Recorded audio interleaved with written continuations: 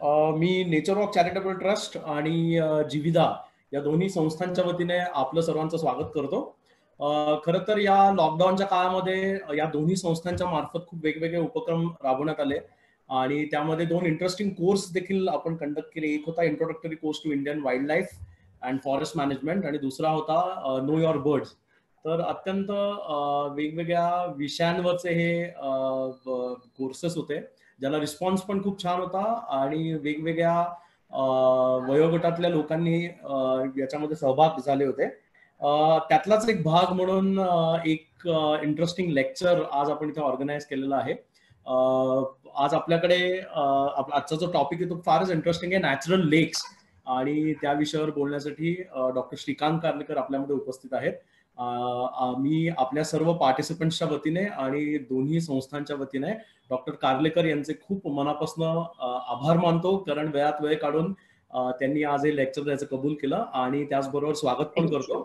मी जास्ती वेळ न घालवता मी राजीव पंडितांना विनंती करतो की आपण डॉक्टर कार्लेकर, खरं पाहिलं तर कार्लेकरांची इंट्रोडक्शन करून द्यायची गरज नाही, पण एक फॉर्मॅलिटी म्हणून मी राजीव सरांना विनंती करतो की आपण आजच्या वक्त्यांची ओळख करून देऊ आणि लगेच आपल्या कार्यक्रमाला सुरुवात करू. Over to you Rajiv.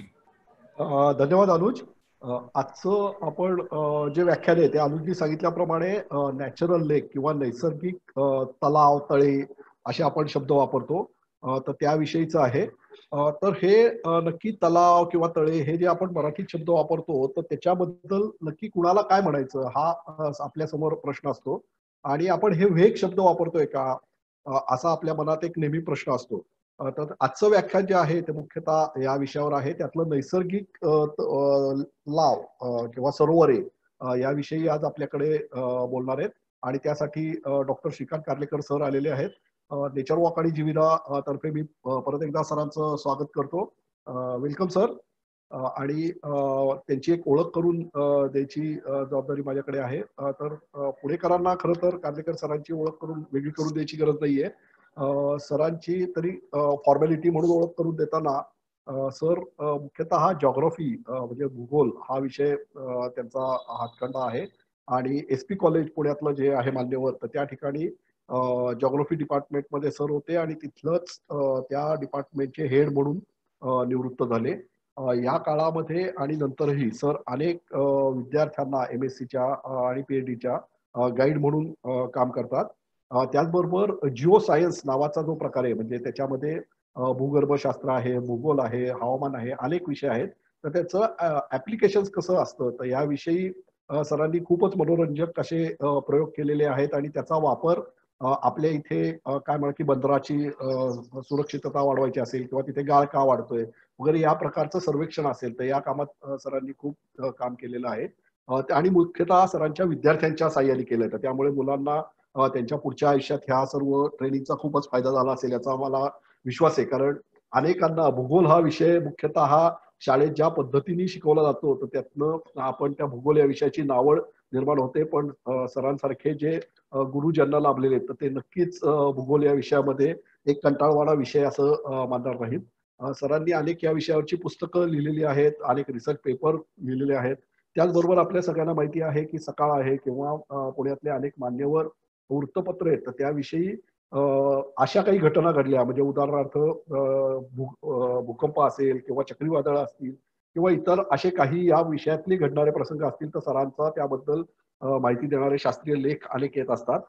जीविदाबद्दल म्हटलात तर सर आमचे बायोडायव्हर्सिटी विषयातनं आम्हाला या विषयाकडे नेण्यासाठी मुख्य सरांनी हातभार त्यांच्या मार्गदर्शनाखाली आम्ही केलेलं आहे आणि त्यांच्याबरोबर आम्ही अनेक प्रदर्शनं त्यांच्या मार्गदर्शनाखाली केलेली आहेत. त्यांच्याबरोबर जिओ सायन्सेसचा कोर्सही आम्ही करतो आहोत. तर या प्रकारे सरांची आणि आमची अटॅचमेंट या विषयातली खूप बऱ्याच दिवसाची आहे आणि माझे पण मी आता यामुळे त्यांचे गुरु असं मी त्यांचा उल्लेख करेन. तर जास्त वेळ न घेता मी सरांना विनंती करतो की त्यांनी आजचा जो विषय खूप वेगळा विषय आहे, आपल्याला मुख्यतः यातनं खूप चांगलं मार्गदर्शन होईल. तर त्यामुळे सरांना विनंती करतो की त्यांनी आजच्या विषयाला सुरुवात करावी. Over to you sir. Yes, thank you. हो सर. परत फक्त सगळ्यांना एकच विनंती की आपला हे म्यूट करा, कारण आवाज जायला प्रॉब्लेम येतो. आणखी व्हिडिओ पण बंद करून ठेवा सगळ्यांनी, कारण बँडविड्थचा प्रश्न येतो आणि त्यामुळे अनेकांना ऐकू येत नाही. नंतर आपण प्रश्नोत्तराचं सेशन लेक्चर झाल्यावरती घेऊच. त्यावेळेला प्रत्येकाने अनम्यूट करून आपापले प्रश्न विचारा. Thank you sir. सुरुवात करा. Thank you very much. Thank you very much.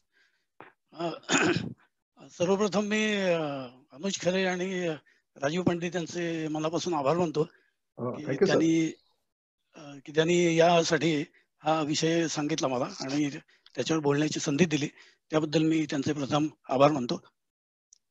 आपण स्लाइड शो सुरू करू.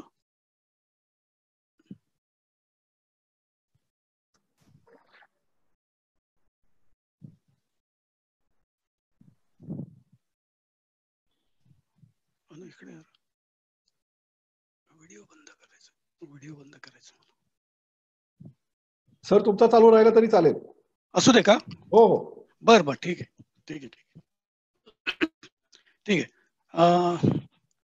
Good evening to all of you. आजचा जो विषय आहे तो नॅचरल लेक्स असा आहे. म्हणजे जसं आता राजीव पंडितनी सांगितलं त्याप्रमाणे तो नैसर्गिक सरोवरे असा तो विषय आहे. आणि थोडंसं आधी त्याबद्दल मी सांगतो तुम्हाला आणि नंतर आपण बाकीचे त्याचे आस्पेक्ट आहेत ते बघूया. पहिली गोष्ट अशी आहे की आपल्याला हे नैसर्गिक सरोवर याबद्दल फार कमी माहिती असते. आणि आम्ही जेव्हा विद्यार्थ्यांच्या बरोबर काम केलं तेव्हा सुद्धा आमच्या असं लक्षात आलं की जी कामं झालेली आहेत किंवा जी माहिती लोकांना बरीचशी आहे ती माहिती ह्या नैसर्गिक सरोवरांच्या रासायनिक आणि जैविक अशा घटकांविषयी आहे, बरीच आहे. पण प्राकृतिक घटकांविषयी मात्र माहिती खूप कमी आहे. आणि असं लक्षातही आलं आमच्या, कारण आम्ही म्हणजे मी माझ्या विद्यार्थ्यांच्या बरोबर विशेष करून ब्रह्मपुत्रीच्या खोऱ्यामध्ये आसाममध्ये बरंच काम केलं. तिथली जी सरोवर आहेत त्या सरोवरांच्या बाबतीमध्ये त्या आमच्या विद्यार्थ्यांनी तो थिसिस लिहिला. त्यावेळी आमच्या असं लक्षात आलं की ह्या ज्या इकोसिस्टीम्स आहेत त्या अतिशय कॉम्प्लेक्स आहेत, अतिशय कॉम्प्लिकेटेड आहेत. आपल्याला वाटतं तेवढं ते सोपं नाही आणि त्याच्यामध्ये वैविध्य पण खूप आहे. म्हणजे बायोलॉजिकल वैविध्य, जैविक वैविध्य जे आहे ते तर आहेच, त्याबद्दल वादच नाही. पण फिजिकल आस्पेक्ट जरी आपण बघितला प्राकृतिक, तरी सुद्धा मला त्याच्यामध्ये भरपूर वैविध्य आहे असं लक्षात येतं. तर ते साधारणपणे आपण ह्या तासाभराच्या काळामध्ये समजून घेण्याचा प्रयत्न करू, कारण ते अतिशय महत्वाचं आहे. ते that is basic to the study of natural lakes. आणखी एक दोन गोष्टी मला यामध्ये सांगायच्या आहेत की आता जीविधा आणखीन हे जे आहे अनुज खरे यांचं नेचर वॉक आहे, त्यांच्या मार्फत 12 ऑगस्ट ते 19 ऑगस्ट या कालखंडामध्ये त्याच्यावरती एक कोर्स डिझाईन केलेला आहे. आणि आता जे काही यामध्ये कव्हर होणार नाही, माझ्या लेक्चरमध्ये सांगता येणार नाही, वेळेअभावी वगैरे, त्या सर्व गोष्टी त्यामध्ये निश्चितपणे सांगितल्या जातील. कारण मी आता तुम्हाला म्हटलं असं की 1 तास 1.5 तासाच्या लेक्चरमध्ये हे सगळं सांगणं हे पण तसं कठीणच आहे, कारण there are many aspects of the natural लेक्स.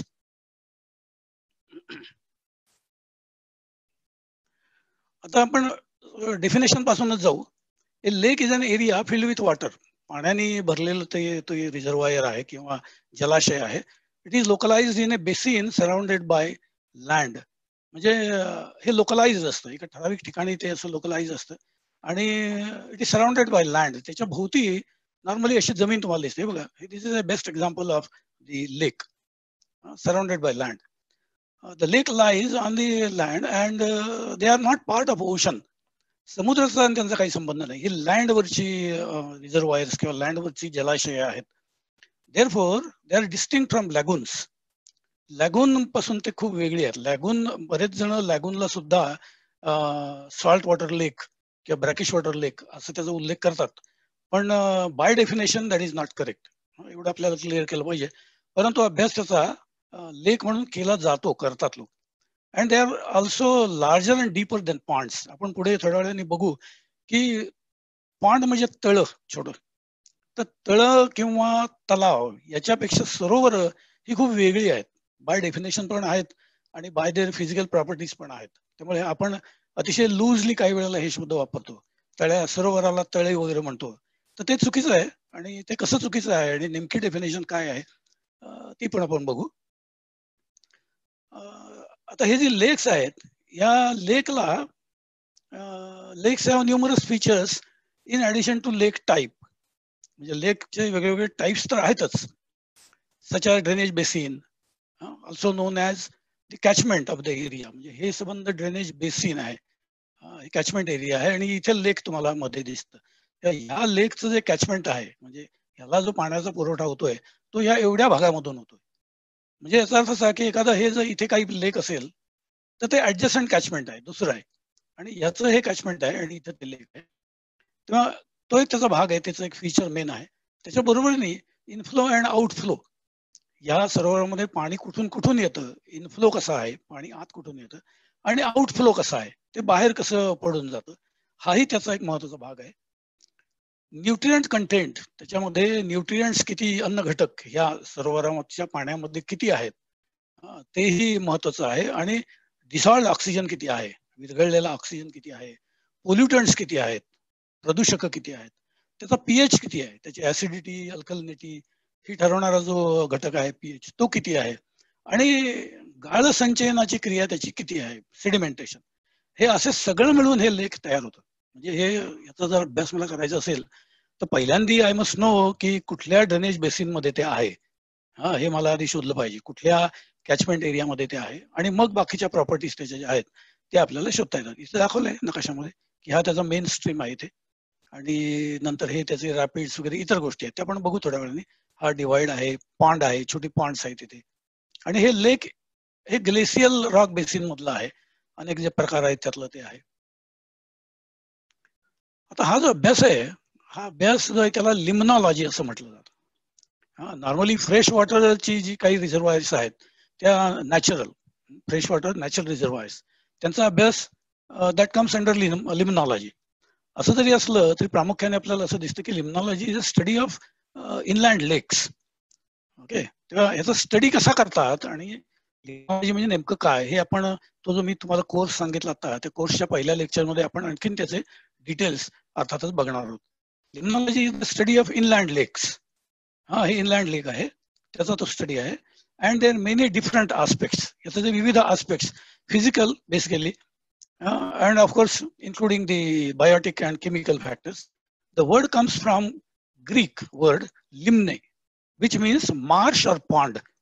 असा मूळ शब्द आहे, मार्श किंवा पॉन्ड हा मूळ शब्द आहे, त्याच्यावरनं तो लेक शब्द आलेला आहे, आणि मग त्याच्या स्टडीला लिम्नॉलॉजी असं आपण म्हणतो.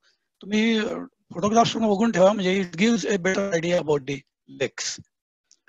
आता ही जी लेक्स आहे ती मेजर लेक्स इन इंडियामधली जी लेक्स आहे ती दाखवण्याचा प्रयत्न केलाय. आणि ह्या भागामध्ये, भारताच्या या भागामध्ये जी लेक्स आहेत ती साधारणपणे वुलर, दल. आता वुलर हे काश्मीरमध्ये आहे, इंडियाज लार्जेस्ट फ्रेश वॉटर लेक आहे, म्हणजे गोड्या पाण्याचं ते सरोवर आहे. ते टेक्टॉनिक आहे, टेक्टॉनिक म्हणजे भूपृष्ठाच्या हालचालीमुळे तयार झालेल्या त्या फोर्सेसमुळे ते वुलर लेक आहे. आणि it forms delta with the river Jhelum. Jhelum जिथे, झेलम मध्ये ते जिथे मिळते त्या ठिकाणी तिचा एक डेल्टा म्हणजे त्रिभुज प्रदेश, सरोवर हे तयार करतं असं दिसतं आपल्याला. नंतर दल लेक आहे, ही तिन्ही इथे आहेत, ही वुलर, दल, आणि हे जे मनसर लेक आहे ते काश्मीर मधले आहेत. काश्मीर मधलं आहे दल लेक, हे फ्रेश वॉटर आहे. इट कंटेन्स 4 चिनार अँड नामी आयलंड्स, ही आयलंड्स वगैरे त्यामध्ये आहेत. हे त्याचं चित्र आहे, हे एक रिप्रेझेंटेटिव्ह चित्र आहे दल लेकचं. हा आम्ही फोटो तिथे गेलेले असतानाच घेतलेला आहे 1-2 वर्षापूर्वीचा.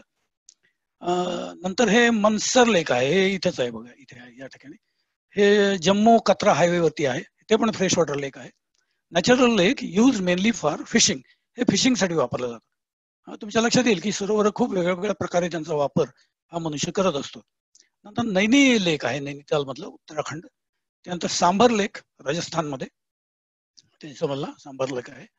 पुष्कर लेक आहे अजमेर, आणि पंचप्रदा लेक आहे ते सुद्धा राजस्थानमध्ये आहे.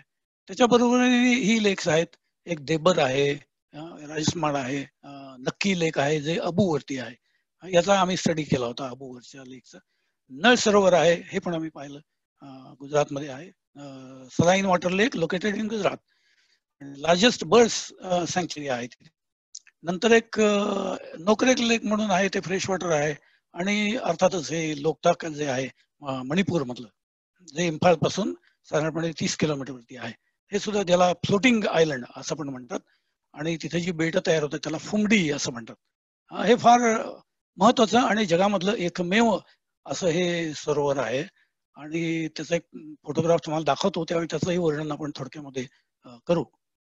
भारताच्या या बाकीच्या आता भागामध्ये पेनिन्शुलर इंडिया आहे, द्वीपकल्पीय भारत आहे, त्यामध्ये ही कुठली कुठली आहेत बघा. हे एक कांकरिया आहे, हे biggest artificial lake of Ahmedabad. तर भोज वेटलँड आहे, हे highly polluted lake surrounded bye city of Bhopal, इथे आहे भोज. ओके.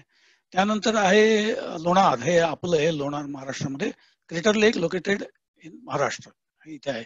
आणि हे मिटिओर लेक आहे, म्हणजे ही जी उल्का असते त्या उल्कापातामुळे, त्याच्या आघातामुळे तयार झालेली आहे. याच्याबद्दल आपण एक स्वतंत्र भाषणही ठेवलेलं आहे त्या कोर्समध्ये. चिल्का आहे, याच्याबद्दल एक स्वतंत्र भाषण आपण ठेवलेलं आहे. हे चिल्का आहे. ही जी महत्वाची सरोवर आहेत भारतामधली, की ज्याचा अभ्यास आपल्याला केलाच पाहिजे, की जी आपल्याला माहिती असलीच पाहिजे. चिल्का हे saline water lagoon located in Orissa. आणि Siberian bird they migrate birds they migrate in winter in this part. Osman Sagar हे जे आहे हे आर्टिफिशियल आहे, हे नॅचरल नाही, आणि म्हणून कदाचित आपण त्याचा अभ्यास यामध्ये घेत नाही. हे by creating dam on the river Musi असं ते तयार केलेलं हे उस्मान सागर आहे. तर पुलिकत लेक आहे, हे इथे आहे. ओके. हे salt water lagoon located at the coast of Andhra Pradesh. नंतर शोलावरम आहे, नंतर वेम्बनाड आहे आणि अष्टमुडी, ही त्यांची लोकेशन्स आहेत. आणि प्रत्येक लेक, प्रत्येक सरोवर हे वेगळं आहे, प्रत्येकाचं काहीतरी वेगळी कॅरेक्टरिस्टिक आहे. बऱ्याचशा त्या ठिकाणी बर्ड सँक्चुरीज आहेत, वेटलँड्स आहेत. आता हे कोलेरू आहे, हे वेटलँड अंडर रामसर लिस्ट आहे. असं त्याचं महत्व आहे. भारतामध्ये अशी कितीतरी सुंदर अशी सरोवर आहेत की ज्यांचं जैववैविध्य भरपूर आहे.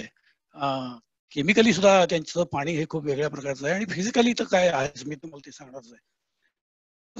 या उत्तर भागातली इथली लेक्स आहेत जी महत्वाची आहेत, खूप वेगळी. पँगाँग आहे, हे लडाख मध्ये आहे, between India and China, Tibet, हे इथे आहे. नंतर आहे सोमोरी आहे. सोमोरी हे largest high altitude lake located at Ladakh, हे इथे आहे Somori. Tourist are not allowed boating in this lake, अशी काही रिस्ट्रिक्शन्स काही याच्यावरती आहेत.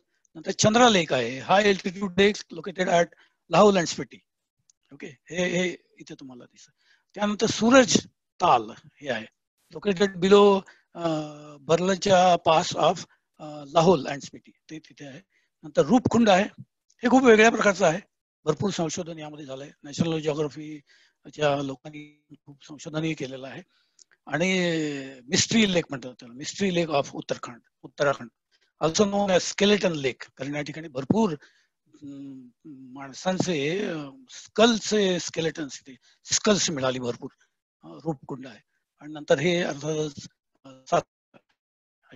भारतामधली महत्वाची अशी सरोवर आहेत ज्यांचा वारंवार उल्लेख आपल्या त्या भाषणामध्ये तर होईलच, आणि महत्वाचे आहेत ती. अर्थात लेक्स can be contrasted with reverse or streams, म्हणजे नदी आणि नदी नाले प्रवाह याच्यापेक्षा ही लेक्स ही वेगळी आहेत, विच आर युजली फ्लोईंग. नद्या आणि हे प्रवाह हे वाहत असतात, पण इथे तुम्हाला दिसतं की पाणी साचलेलं असतं. Most lakes are fed and drained by rivers and streams, म्हणजे याच्यामध्ये येऊन काही नद्या इथे येतात, पाणी घेऊन येतात, आणि यातलं काही पाणी बाहेर जातं. परंतु लेक प्रॉपर हा जो काही भाग आहे ते पाणी साठलेलं पाणी असतं, त्याला फ्लो नाही. त्याला फ्लो इथे आउटफ्लो त्याचा जो आहे तो त्याचा फ्लो आहे. हे एक उदाहरण आहे खासी हिल मधलं, नॉर्थ ईस्ट मधलं, माहुपानपुरी असं त्याचं नाव आहे. Natural lakes are generally found in mountainous areas. आपल्या लेक्चरचं टायटल आहे माउंटनस नॅचरल लेक्स, म्हणजे नैसर्गिक सरोवर आहे. नैसर्गिक सरोवर ही म्हणजे जी माउंटनस एरियाज मध्ये सापडतात. ते बघा, अतिशय प्युअर वॉटर असतं आणि एन्व्हायरमेंट खूप वेगळं आहे. इथे ह्युमन इंटरफिअरन्स त्या मानाने खूप कमी असतो. ही रिफ्ट झोन मध्ये, म्हणजे खचलेले भाग, खचदऱ्या वगैरे यांच्यामध्ये ती तयार होतात. अँड ऑन गोईंग ग्लेसिएशन, ज्या ठिकाणी हिमनद्यांचं आज आपल्याला कार्य चालू असलेलं दिसतात, वरून हिमनद्या इथे खाली येत आहेत आणि त्यांचं हिमनदीतला बर्फ वितळून ते पाणी साठून अशी ती काही ग्लेशियल लेक्स ही तयार होतात असं आपल्याला. दीज आर नॅचरल लेक्स. अदर लेक्स जे आहेत ह्याच्यापेक्षा वेगळी आणखी महत्वाची लेक जी आहेत की जी अशा तऱ्हेची नाही आहेत, they are found along the courses of the mature reverse. जेव्हा मोठी नदी वाहत असते तिचं पात्र खूप मोठं असतं अशा वेळेला नदी पात्रामध्ये, नदीच्या दोन्ही बाजूला किंवा प्रॉपर नदी पात्रामध्येच पाणी असं स्टॅग्नंट झालेलं दिसतं, थांबतं एखाद्या सरोवरासारखं. अशी पण काही आहेत. आणि तुम्हाला एक उदाहरण मी सांगेनच, ब्रह्मपुत्रेमध्ये आम्हाला अशी किती दिसली ते. In some parts of the world many lakes have formed because of chaotic drainage patterns left over from the last ice age 12,000 years back. अनेक ठिकाणी आपल्याला असं दिसतं की 12,000 वर्षापूर्वी जे हिमयुग होऊन गेलं पृथ्वीवर, आता ते नाहीये, पण त्याचे अवशेष जर मला शोधायचे असतील तर ती अशी काही सरोवर मला दिसतात. हिम प्रदेशामध्ये अशी बरीच लेक्स मला दिसतात आणि त्याच्यापासून हा जो काही पॅटर्न, ड्रेनेज पॅटर्न कॅओटिक, गोंधळ निर्माण करणारा तयार झालेला आहे, त्याच्यामध्ये ही सरोवर तयार झालेली आहेत. अजूनही दिसतात, ते खूप जुनी आहेत. All lakes are temporary over geologic time scales. म्हणजे ही सगळी सरोवर ही टेम्पररी आहेत. आपल्याला जरी वाटलं की मी ही गेली 50 वर्षे बघतोय, गेली 60 वर्ष बघतोय, परंतु मी जर भूशास्त्रीय भाषेमध्ये बघितलं तर they are temporary and they are slowly filled in which sediments are spill out of the basin containing them. हे सेडिमेंट, यातला गाळ बाहेर पडतो किंवा पाणी हे त्यातून बाहेर पडतं आणि मग ती जी आहे ती त्याचं नॅचरल युट्रोफिकेशन होतं. हे बघा, हे सर्व दाखवलंय, क्रॉस सेक्शन आहे त्याचं. हा गाळ आहे. हा गाळ इतका कमी होता तेव्हा एवढे प्राणी वगैरे, मासे वगैरे होते, हे पक्षी वगैरे तुम्हाला दिसतात इथे. आणि अनेक वर्षामध्ये, हा टाइम बघा सेंचुरीज मध्ये आहे, म्हणजे अनेक शतकामध्ये हे गाळाने पूर्ण भरून गेलं, गाळ सगळा भरला याच्यामध्ये. आणि आज ही अवस्था त्याची अशी दिसते, भरपूर गाळ भरून गेला, पाणी एवढंच शिल्लक राहिलं. पण हे जर सरोवर आहे असं मी म्हटलं तर सरोवरांची डेफिनेशन अशी आहे की ते खोल आहेत, हे खोल आहे, हळूहळू ती उथळ होतात असं आपल्याला दिसतं. आता जी आर्टिफिशियल आहेत, म्हणजे मॅनमेड नाहीयेत, मॅनमेड आहेत, नैसर्गिक नाहीयेत. हे डेहराडूनला एक उदाहरण आहे, हे आर्टिफिशियल आहे, कृत्रिम आहे. Many lakes are artificial and are constructed for industrial or agricultural use. शेतीच्या कामासाठी किंवा औद्योगिक कामासाठी, वापरासाठी हे पाणी मुद्दाम साठवलेलं आहे. For hydro electric power generation or domestic water supply or for aesthetic recreational purpose or other activities, म्हणजे टुरिझम मध्ये वगैरे यासाठी सुद्धा ही केली. पण ही मुद्दाम माणसांनी तयार केलेली आहेत, धरणं बांधून, डॅम बांधून किंवा अशा कन्स्ट्रक्शन तयार करून ती बांधलेली आहेत. त्याला आर्टिफिशियल लेक्स असं म्हणतात. ती नॅचरल लेक्स पेक्षा खूप वेगळी आहेत. आता आपल्याला बघायचं की सरोवर आणि पॉन्ड, म्हणजे लेक आणि पॉन्ड किंवा सरोवर आणखी तळी, तलाव, याच्यामध्ये काय फरक आहे? हे बघा, हे तळ आहे किंवा हे टँक आहे आणि हे सरोवर आहे. पाण्याचा पृष्ठभाग तुम्ही बघा, त्याच्यावरूनच अंदाज येतो की हे खोल असलं पाहिजे. हे उथळ आहे, याचा एरिया लिमिटेड असतो, खूप छोटी असतात ती, आणि ह्याचा एरिया खूप मोठा असतो. There is considerable uncertainty about defining the difference between लेक्स अँड पॉन्ड्स. म्हणजे ही अनसर्टनिटी आहे, अजूनही लोकांना नेमकं सांगता येत नाही की यांची डेफिनेशन कशी करायची, lakes and ponds. And no current internationally accepted definition of either term across scientific disciplines or political boundaries exist. नेमकी डेफिनेशन माहित नाही, पण अभ्यासासाठी म्हणा किंवा समजण्यासाठी काही आपण त्याचे पॅरामीटर केलेले आहेत. Simple sized based definitions are increasingly use to separate ponds and pools. म्हणजे साईज वरनं त्याचं डिस्टिंक्शन आपण केलेलं आहे, आकारावरनं. Ponds are smaller than lakes. इथं आपण बघितलं की तळी ही खूप लहान असतात, आणि बघा तुम्हाला त्याचा तळ पण दिसतोय, पॉन्ड आहे, तळ दिसतोय, खूप छोटा आहे, त्याचा यूज मनुष्य करतोय ते पण तुम्हाला दिसतंय इथे. Definitions of lake range in minimum sizes for a body of water from 2 hectares, म्हणजे 0.02 square kilometers to 8 hectares, 0.08 square kilometers. म्हणजे ही जर त्याचा साईज जर एवढा असेल 0.02 square kilometers to 0.08 by definition, तर ते सरोवर असतं. आणि याच्यापेक्षा लहान असतील तर ती तळी असतात. आता जे लिम्नॉलॉजिस्ट आहेत, लिम्नॉलॉजिस्ट म्हणजे याचा स्टडी करणारे, त्यांनी अशी खूप मोठी यादी केलेली आहे. कशासाठी की तळ आणखीन सरोवर यांच्यामधला फरक जर मला शोधायचा असेल तर कुठल्या कुठल्या कॅरेक्टरिस्टिक, कुठल्या फीचर्स मला बघितले पाहिजेत. तर ओरिजिन काय आहे, तर हे नॅचरल आहे, हे मॅनमेड आहे. वॉटर बॉडीचं टाईप कसं आहे, हे स्टँडिंग बॉडी ऑफ वॉटर आहे. हे स्टँडिंग बॉडी ऑफ वॉटर आहे, पण त्याला थोडा फ्लो असतो. हे साईज ऑफ वॉटर बॉडी, हे बिग आहे, हे स्मॉल आहे.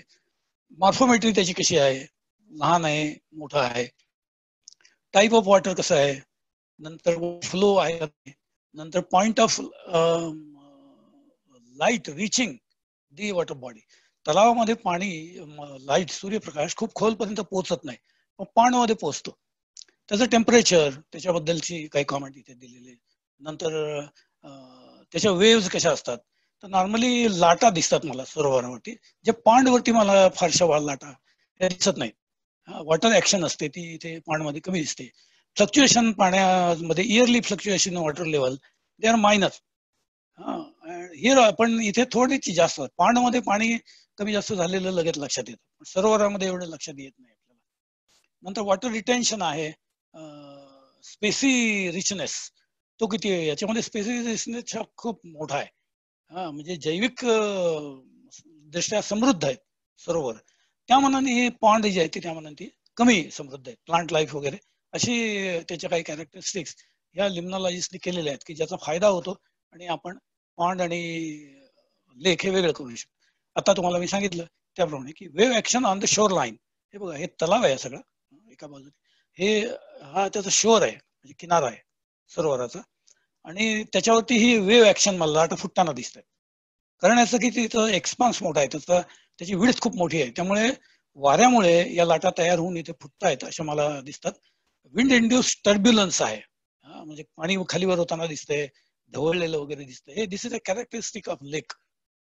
हे पॉन्ड मध्ये दिसत नाही, आणि म्हणून हे शब्द कॅज्युअली वापरू नये. म्हणजे हे तळं आहे का सरोवर आहे हे पूर्ण खात्री करूनच वापरावं. One hydrology book proposes to define the term lake as a body of water with the following characteristics. आता हे लिम्नॉलॉजिस्टने नाही सांगितलं, एक हायड्रोलॉजिस्ट होता, त्याच्या म्हणण्याप्रमाणे त्याने काय म्हटलंय की it partly or totally fills one or several basins connected by straits. म्हणजे हे एक लेक आहे, त्याच्याजवळ आणखी एखादं लेक असू शकतं जवळपास, आणि एका छोट्या स्ट्रेटने, छोट्या समुद्रधुनी सारख्या भागाने ते जोडलेलं असतं. It has essentially the same water level in all parts. ह्याची जी लेवल आहे पाण्याची, नॉर्मली तीच पाण्याची पातळी लेवल इथे असते, except for relatively short lived variation cause by wind, ice cover variation आणि large inflows. Considerable portion of the sediment suspended in water is captured by basins. म्हणजे इथलं सगळं जे सेडिमेंट आहे, गाळ आहे आजूबाजूचा, हा सगळा गाळ हा या बेसिन मध्ये खाली आलेला आपल्याला दिसतो. ही सगळी ही जगभराचा नकाशा. Majority of the lakes on earth are fresh water. जगातली बरीचशी नैसर्गिक सरोवरे जी आहेत ती गोड पाण्याची आहेत. And most of them they lie in the northern hemisphere. उत्तर गोलार्धामध्ये ती आहेत. अँड ॲट हायर लॅटिट्यूड्स, म्हणजे उच्च अक्षांशामध्ये आहेत. हे सगळे आहेत हे कनिष्ठ अक्षांश आहेत, लो लॅटिट्यूड्स. बघा तुमच्या लक्षात येईल की विषुववृत्तीय प्रदेश, उष्णकटिबंध यामध्ये काही ठराविक भागामध्ये ती लेक्स आहेत, पण ती कमीच आहेत संख्या त्यांची. इथे उत्तर गोलार्धामध्ये हा सगळा काळा भाग जो आहे इथे सगळी ही सरोवर आहेत, सगळी सरोवर. यातली बरीचशी खूप जुनी आहेत, काही आत्ताची आहेत, ग्लेसियल आहेत, हिमनद्यांनी बनवलेली आहेत. कारण त्याचा पाण्याशी खूप जवळचा संबंध आहे, हिमनद्यांशी त्याचा खूप जवळचा, त्यामुळे इथे ते खूप जास्त आहेत. हा अतिशय महत्वाचा असा नकाशा आहे की ज्याच्यानं मला एकूण डिस्ट्रीब्युशन कसं आहे, वितरण सरोवरांचं ते मला कळतं जगभरातलं. मोस्ट लेक्स have at least one natural outflow. बऱ्याचशा सरोवर, आता एक सरोवर आहे, हा याचा आउटफ्लो आहे, हे इथून बाहेर पडणारं पाणी आहे. प्रत्येक सरोवराला असा आउटफ्लो असतो in the form of A river or stream. याला तुम्ही नदी म्हणा किंवा एखादा प्रवाह म्हणा, पण तो असतो. विच मेंटेन्स द लेक्स ऍव्हरेज लेव्हल. या पाण्याची लेव्हल मेंटेन करण्यासाठी तो आउटफ्लो नैसर्गिकदृष्ट्या तयार होतो. म्हणजे यातलं पाणी फार वाढत नाही आणि ते बाहेर पडतं, आणि ते allowing the drainage of excess water. ही नैसर्गिक क्रिया आहे. पाणी फार, पाऊस जास्त झाला, पाणी जास्त झालं तर त्याला एक आउटलेट ऑटोमॅटिक तयार होऊन ते पाणी बाहेर जातं. निसर्गाने खूप चांगली एक सिस्टीम सरोवर या सिस्टीम मध्ये, इकोसिस्टीम मध्ये तयार केलेली आहे. सम लेक्स do not have a natural outflow. सगळ्या सरोवरामध्ये नाही, काही काही जे आता एनक्लोज्ड आहे ते बघा, हे बंदिस्त आहे, याला आउटफ्लो नाही आहे. पण याचं जे पाणी आहे they lose water solely by evaporation. बाष्पीभवनाने यातलं पाणी कमी होतं, or underground seepage or both. म्हणजे हे दोन्ही, बाष्पीभवनाने पाणी कमी होईल, काही पाणी झिरपेल आत, भूजल या स्वरूपामध्ये जाईल, किंवा काही वेळेला हे दोन्ही ऍक्ट होऊन याची लेवल खूप कमी झालेली दिसते. पण ही अशा तऱ्हेच्या लेकमध्ये आपल्याला दिसते किंवा सरोवरामध्ये जे एन्क्लोज्ड आहे, बंदिस्त आहे. आता हे ग्लोबल डेन्सिटीज आहेत बघा, हे पॉन्ड्स अँड लेक्स, या डेन्सिटीज आहेत बघा. आता ही डेन्सिटी जी आहे ही 0 to 200 एवढीच आहे, म्हणजे कमी डेन्सिटी असलेला हा सगळा भाग आहे. आणि लेक्स पर 10⁶ स्क्वेअर किलोमीटर्स. तर तुमच्या असं लक्षात येते की globally lakes are greatly outnumbered by ponds. Ponds खूप आहेत, त्या मानाने लेक्स कमी आहेत. Of an estimated 304 million standing water bodies worldwide, 91% are 1 hectare or less in area. Small lakes are also much more numerous than large lakes. म्हणजे लहान सरोवरांची संख्या जास्त आहे आणि ही कमी आहेत लार्ज लेक्स. In terms of area, 1/3 of the world's standing water is represented by lakes and ponds of 10 hectares. इतकं सगळं पाणी जगामधलं हे याच्यामध्ये लॉक झालेलं तुम्हाला दिसतं. ओके, आता आपण ही सरोवरांचे प्रकार आहेत ते आपण बघू, टाइप्स ऑफ लेक्स. तर टेक्टॉनिक लेक्स हा एक पहिला प्रकार तुम्हाला दिसतो. टेक्टॉनिक लेक्स आर लेक्स form by the deformation and resulting lateral and vertical movements of earth crust. म्हणजे पृथ्वीच्या कवचाच्या ज्या हालचाली होतात, म्हणजे भूकंप होणं, ज्वालामुखीचे उद्रेक होणं, घड्या पडणं, वळ्या पडणं किंवा फ्रॅक्चर होणं, या सगळ्या प्रकारांनी अशा तऱ्हेची सरोवर तयार होतात. दीज मुवमेंट्स, ह्या ज्या तुम्हाला हालचाली मी सांगितल्या, फॉल्टिंग, टिल्टिंग, फोल्डिंग, वार्पिंग म्हणजे घडी पडणे, फोल्डिंग वगैरे, टिल्टिंग, या सगळ्या त्याच्यामध्ये समाविष्ट होतात, ज्याच्यामुळे ही सरोवर तयार होतात. हे उलर लेक आहे आपलं, मगाशी तुम्हाला सांगितलं लोकेशन भारतामधलं, तिथलं आहे, ते टेक्टॉनिक आहे. आणि some of the well known and largest lakes on earth are rift lakes. त्यातली बरीच टेक्टॉनिक लेक जी आहेत, म्हणजे भूपृष्ठाच्या हालचालीने तयार झालेली, ती रिफ्ट मध्ये आहेत. म्हणजे दर्या ज्या तयार होतात त्या दर्यामध्ये तयार झालेले, त्याच्यामध्ये पाणी साठून occupying rift valleys. For example central African rift lakes. Other well known tectonic lakes are Caspian sea and sea of Aral. Aral समुद्र आणि कास्पियन समुद्र हे समुद्र जरी म्हटलं असलं तरी मुळामध्ये ती सरोवर आहेत मोठी, आणि ती टेक्टॉनिक आहे, भूपृष्ठाच्या हालचाली तयार झालेली आहेत. Often the tectonic action of the crystal extension has created an alternating series of parallel grabens and hosts. कसा उंचवटा तयार होतो, मग त्याच्या बाजूने एक खड्डा तयार होतो, त्याला ग्रॅबन आणि हॉस्ट असं म्हणतात. त्याच्यामध्ये अशी सरोवर तयार अनेक ठिकाणी झालेली दिसतात. त्याचं एक उदाहरण हे दाखवतो तुम्हाला. हे उदाहरण आहे बघा, ड्राय लेक इन ग्रॅबन. हे युटा मधलं आहे, अमेरिकेतलं. हे ग्रॅबन आहे. ग्रॅबन म्हणजे हा सखल भाग आहे. हा पृथ्वीच्या म्हणजे कवचाच्या हालचालीमुळे हा वर आलेला उंचावलेला भाग आहे. हा उंचावलेला भाग आहे, आणि ह्या दोन उंचावलेल्या भागामध्ये हा सखल भाग आहे. आणि तो पूर्ण ड्राय झालाय. हे लेक आहे, हे सरोवर आहे. आता ते कमी झालंय पाणी, आणि म्हणून त्यामध्ये आता रस्ता तुम्हाला दिसतो. इथे पण तुम्हाला असं पाणी दिसतं. आणि ही ग्रॅबन लेक्स असं त्याला म्हणतात, ग्रॅबन टेक्टॉनिक लेक्स. ग्रॅबन म्हणजे त्यामध्ये असलेला खड्डा, त्याच्यामध्ये आहे. Lake in tectonic depression. जर असं डिप्रेशन, एक खड्डा तयार झाला टेक्टॉनिक ऍक्टिव्हिटीमुळे, भूपृष्ठाच्या हालचालीमुळे, तर ते लेक असं तयार होईल. आणि याला बघा, तुम्हाला लक्षात येईल की आउटफ्लो त्या मनाने खूप कमी आहे. जर तुम्हाला दिसला तर अगदी तो मायनर असा एक आउटफ्लो असतो, आणि एक डिप्रेशन मध्ये तो आहे. आता आपल्याकडचं उदाहरण त्याचं म्हणजे नैनिताल. जर तुम्ही पाहिलं असेल, आम्ही या ठिकाणी अभ्यास केला थोडा नैनितालला. Is also known as Naini lake.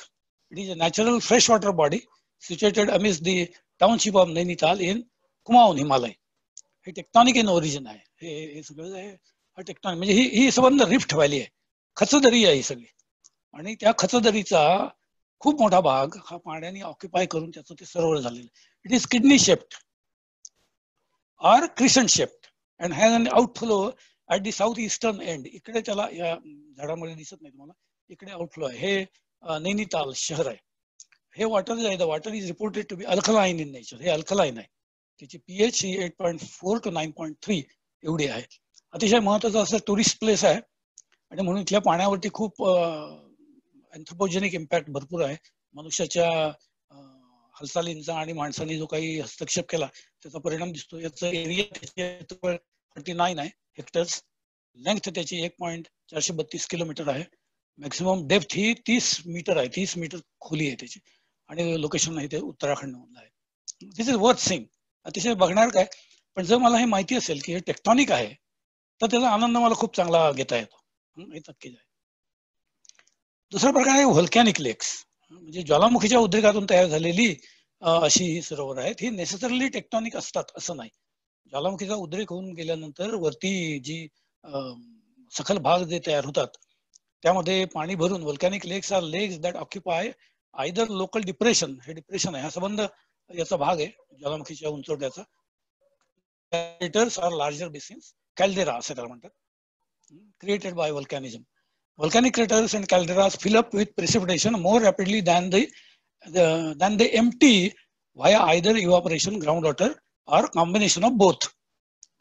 They fill up with precipitation more rapidly. पाण्याने पटकन ते भरून जातात, त्या मानाने इव्हॅपोरेशन वगैरे या पाण्याचं लवकर होत नाही. Sometimes latter are called caldera, याला caldera lakes असं पण म्हटलं जातं. Although often no distinction is made. Other volcanic lakes are created when either rivers or streams are dammed by lava flows. नदी प्रवाहामध्ये जर लावा फ्लो येऊन पडला किंवा लावाचा उद्रेक झाला तर एक नैसर्गिक धरण तयार होतं आणि मग सरोवर तयार होतात. तेव्हा तशा प्रकारची पण जी असतात त्याला व्होल्कॅनिक लेक असं म्हणतात. एक उत्तम उदाहरण आहे बघा, इंडोनेशियामधलं आहे, याला केलीमुटू व्होल्कॅनिक क्रेटर. व्होल्कॅनिक क्रेटर आहे, त्याच्याजवळ अजून एक क्रेटर आहे, जवळजवळ क्रेटर्स आहेत, व्होल्कॅनिक आहेत. नंतर ग्लेसियर्स आहेत, हिमनद्यांनी बनवलेली अशी, हा तिसरा प्रकार आहे हिमनद्यांनी बनवलेला. ही हिमनदी आहे बघा, आणि या हिमनद्यांनी इथपर्यंत बर्फ आणला आणि ह्याला सर्क म्हणतात. सर्क म्हणजे हा सखल भाग आहे इथे खाली, त्याच्यामध्ये वितळलं आणि त्याचं सरोवर तयार झालं. ही हिमसरोवर असं मराठीमध्ये म्हणता येईल. हे काश्मीर मधलं उदाहरण आहे, Ganderbal. Glacial lakes are lakes created by the direct action of glaciers and continental ice sheets. म्हणजे बर्फाचे खूप मोठे थर या ठिकाणी आहेत, तिथेही तुम्हाला दिसतात. A wide variety of glacial processes create enclosed basins. Enclosed basin तयार. As a result, there are a wide variety of different types of glacial lakes, and it is often difficult to define clear-cut distinctions between different types of glacial lakes and lakes influenced by other activities. Distinction करणं खूप थोडं कठीण असतं, पण ते physically तुम्हाला करता येतं. नेमकं ते कुठे आहे, आजूबाजूला हिमनद्या कुठे आहेत, हा सर्क आहे का, अशा गोष्टी बघितल्या तर तुमच्या लक्षात येतं की ते ग्लेशियल लेकच आहे. आणखी एक प्रकार आहे, तो आहे वेटलँड लेक्स. म्हणजे वेटलँड जे आहेत त्या वेटलँड मधला जो काही लेक सारखा भाग आहे तो wetland lake. Wetland generally include swamps. Wetland जे आहे ते वेटलँड जे आहे ते साधारणपणे स्वॅम्प म्हणजे दलदलीचे प्रदेश, मार्शेस वगैरे, बॉग्स आणि टायडल इनलेट्स, भरतीचं पाणी येते तो, डेल्टा, फ्लड प्लेन्स आणि लेक्स, सरोवर, हे सगळे वेटलँड असं जनरली म्हटलं जातं. आणि म्हणून तो हा एक भाग आहे वेटलँडचा. वेटलँड मध्ये लेक आहे, याला लॅकोस्ट्राईन वेटलँड असं पण म्हटलं गेलं. त्यामुळे वेटलँड लेक म्हणतात लॅकोस्ट्राईन वेटलँड असं म्हणतात. लॅकोस्ट्राईन वेटलँड्स आर स्वॅम्प्स. हे स्वॅम्प्स आहेत बरीचशी. Within lakes or reservoirs with shallow depth or growth of aquatic vegetation. भरपूर aquatic vegetation तुम्हाला वाढलेलं इथे दिसतं. The word lacustrine means associated with lakes. These wetlands have 30% vegetation cover. याच्यामध्ये व्हेजिटेशन कव्हर जास्त असतं. म्हणजे कशामध्ये, वेटलँड लेक्स मध्ये. These wetlands are inhabited by delicate aquatic life, flora and fauna. हे फार डेलिकेट बॅलन्स याच्यामध्ये असतो, but that is found necessarily. आता मॅन मेड लँड्स पण आहेत आणि ती लेक्सच आहेत, पण ती लेक्स म्हणजे इतकी छोटी आणि वेगळ्या वेगळ्या कारणासाठी तयार केलेली आहेत. Fish and shrimp pond, farm pond, irrigated agricultural land, salt pans, reservoirs, gravel pits, sewage farms and canals. एक उदाहरण आहे, ॲक्वाकल्चर पॉन्ड आहे हा. म्हणजे हे माशांचं संवर्धन करण्यासाठी किनाऱ्याच्या जवळ भरतीचं पाणी साठवून आणि असे एम्बँकमेंट, बंधारे बांधून अशी पॉन्ड्स तयार केलेले तुम्हाला दिसतात. आणि हे सॉल्ट पॅन आहेत. सॉल्ट पॅन आहेत म्हणजे आपली मीठ तयार, मिठागर ज्याला आपण म्हणतो मराठीमध्ये, अशी आपल्याकडे अलिबाग, रेवदंडा वगैरे या बाजूला ही अशी भरपूर दिसतात तुम्हाला. तुम्ही पेणकडून अलिबागच्या बाजूला जाताना तुम्हाला अशी ही भरपूर सॉल्ट पॅन्स अशी दिसतात. तुम्हाला मी सांगितलं असं की ब्रह्मपुत्रेमध्ये, ही ब्रह्मपुत्रा रिव्हर आहे, ही ब्रह्मपुत्र आहे, याचा आम्ही भरपूर अभ्यास केला. ही सगळी वेटलँड लेक्स आहेत इन आसाम. याला वेटलँड मधून आयडेंटिफाय केलेलं आहे पण या वेटलँड मध्ये लेक्स आहेत, मोठी मोठी लेक्स तयार झालेले आहेत. ओके, ही अशी बरीच महत्वाची ही फक्त तुम्हाला दाखवली. याच्यावेळी नकाशावरनं ऍग्रिकल्चरल लँड कुठे आहे, प्लांटेशन कुठे आहे वगैरे तुम्हाला कळतं, आणि फॉरेस्ट कुठे आहे हे सगळं. आणि ही वेटलँड्स आहेत.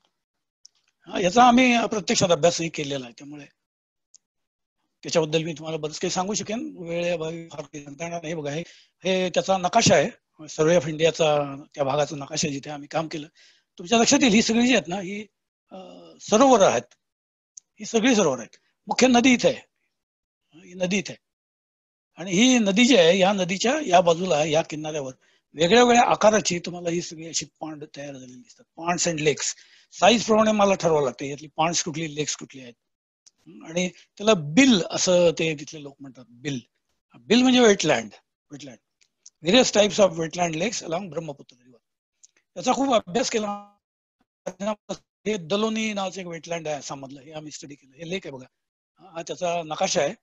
आणि हे ऍक्च्युअल त्याच्यामध्ये पाणी असतानाचं आणि त्याच्या आजूबाजूचं टेरेन, भूप्रदेश कसा आहे तोही महत्वाचा असतो. म्हणजे पाणी कुठून येईल. आता बघा, याला डायरेक्ट ऍक्सेस पाण्याचा इथे कुठे दिसत नाही, म्हणून तर ते लेक आहे. नदी ही अशी इकडनं जाते. ओके, हा त्याचा 3 डायमेन्शनल व्ह्यू तयार केलेला आहे. मी याच्यामध्ये आपल्याला एक स्टडी ऑफ लेक्स असं पण आपण लेक्चर ठेवलेलं आहे कोर्समध्ये.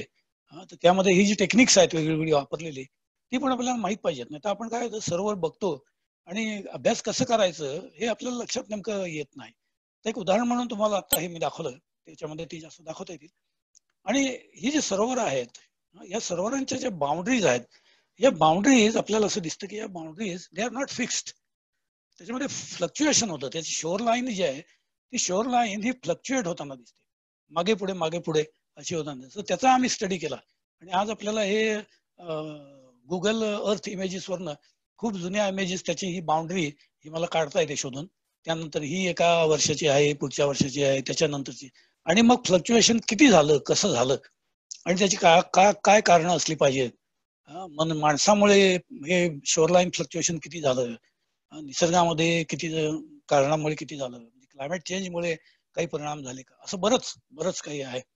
But what is important is you can decide the causes of the shoreline fluctuation. That is more important. आणि मग ऑफकोर्स रिलेटेड विथ दॅट याच्यामधलं जे जैवविविधता आहे ती पण, अर्थात केमिस्ट्री त्याची कशी बदलली, डेप्थ मध्ये व्हेरिएशन कसं आलं, या सगळ्या गोष्टी.